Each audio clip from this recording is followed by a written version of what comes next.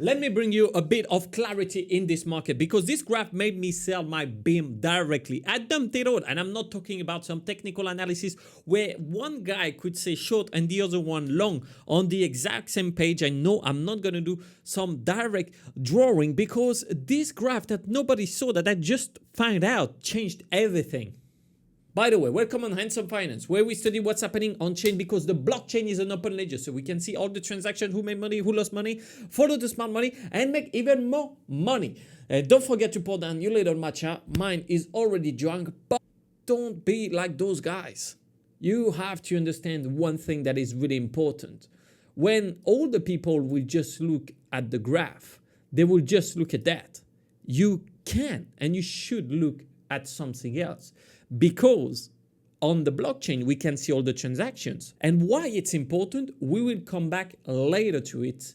But another sentence from Nassim Taleb is, my personal adage is, the market is like a large movie theater with a small door. And the best way to detect a sucker, say the usual financial journalist or YouTuber, is to see if his focus is on the size of the door or of the theater. Because when it's going to turn to shit, some shit's going to happen.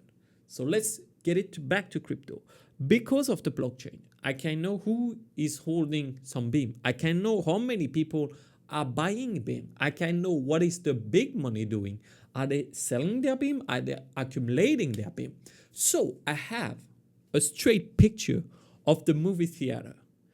And let me tell you something. When is it going to turn to shit for the movie theater? Well, when it gets packed and that the number of people that got in just stop. And that's where using on-chain analysis will be really helpful. I am not saying that analyzing the price with the graph and different technical analysis could be good, but just when I open a page and I see two different ideas, everyone can have that different opinion. So if I was to use some of those, it will be with an algorithm, because otherwise the confirmation bias will be just so big. And it's important for me to share why I'm selling it, because BIM is part of my 10K to 100K portfolio. Today we have 4.2K on our Bing X exchange. That's the one we use for this portfolio. And then also we have our Ethereum wallet that grew pretty well. We had 15K on it. So almost in total, we are at 20K, and it's without counting what we have on the Bitcoin blockchain. So far our 10K more than double. It's good. However, why am I selling those BIM? I bought BIM here when it was at 17 cents. And actually I bought BIM. It's me and a lot of people in the investors boardroom, because we were checking the on-chain data and we were like, okay, let's buy some BIM. And then we did a live, and then I was like, oh, the price dropped a lot on BIM. Maybe it's a good time to buy some BIM. It's not my first trade on BIM. I bought some here and then I sold everything when it was topping in two different selling. So that was a good win. Again, we went with $1,000 and got out $2,500, something like that. Not a bad trade. And that's why I thought, now BIM is starting to be interesting again. And you might be wondering, yeah, but Antoine, you can see that BIM did this, it stopped a little bit, go down, and then go back up to another level. I agree with you, but I'm not doing BIM for a 6 months to 12 month game here.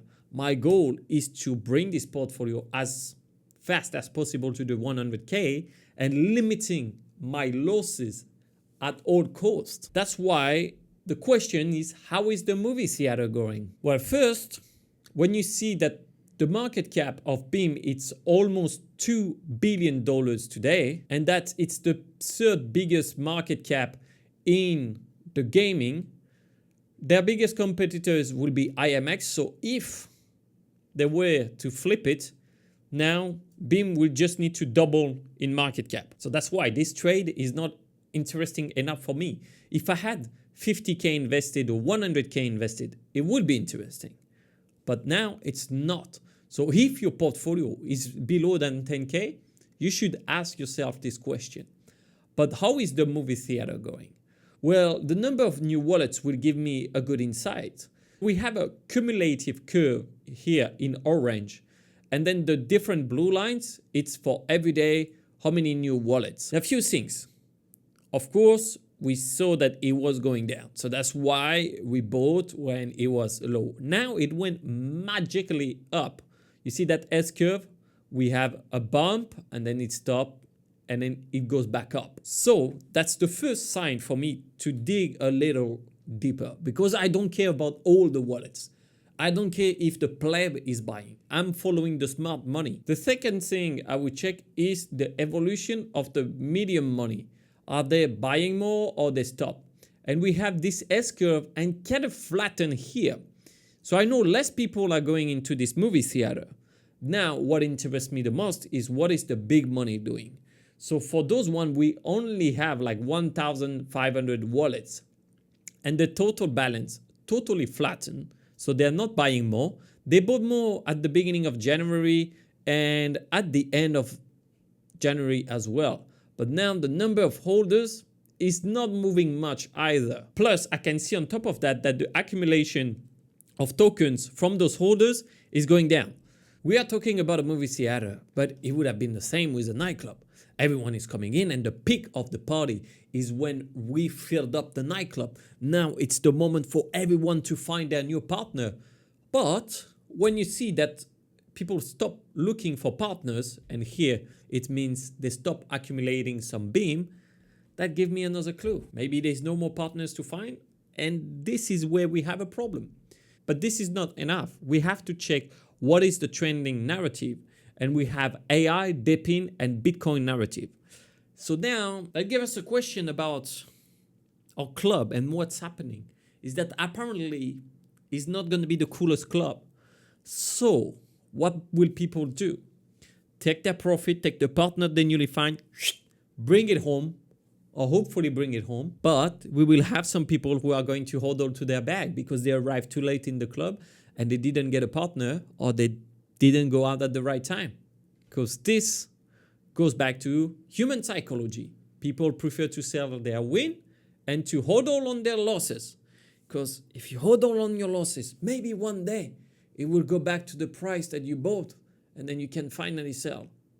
But this is not how it's happening. So first, a lot of people made money. Second, the narrative is changing. Gaming will come back. Don't worry. If you're in the long term, maybe you can hodl. And third, the movie theater seems to be full. So with those three signs, personally, I sell. Now, maybe it's stupid. Maybe it will go up again.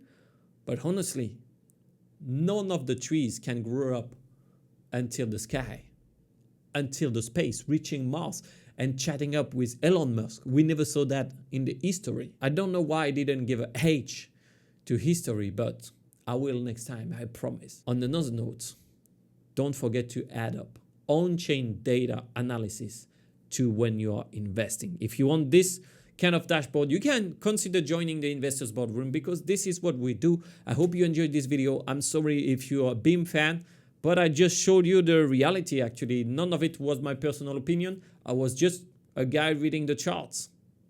And actually, I'm talking about the hodling charts, not even the price charts where everyone could have an opinion. But before you leave, you have to remember one thing. Stay handsome. Ciao.